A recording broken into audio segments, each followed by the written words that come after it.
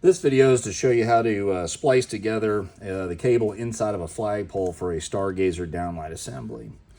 You'll be provided with, and this is the cam cleat option, you'll be provided with a heat shrink tube as well as 2 butt splice heat shrinks. Note the solder in the center there where the cables will overlap and create a electrical connection. Definitely recommend that the cables all be behind the cam cleat assembly. You'll notice that neither of these cables are in front of the cam cleat assembly. They're going to be behind.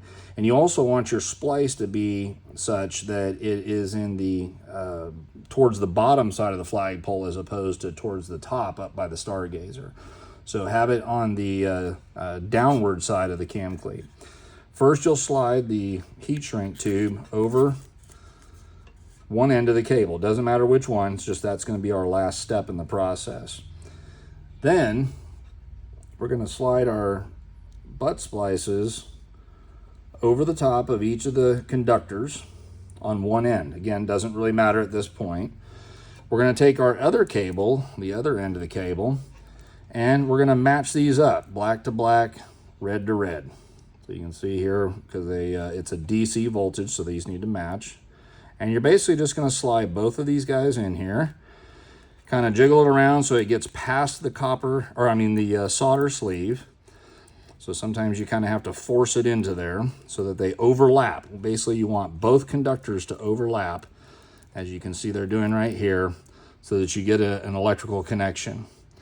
We're then going to take our heat shrink gun, or heat gun, and we're going to heat shrink these to where the red shrink portions shrink over the outer jacket of each color's conductor, and more importantly, the solder that's overlapping the 2 conductors melts, creating a nice seal.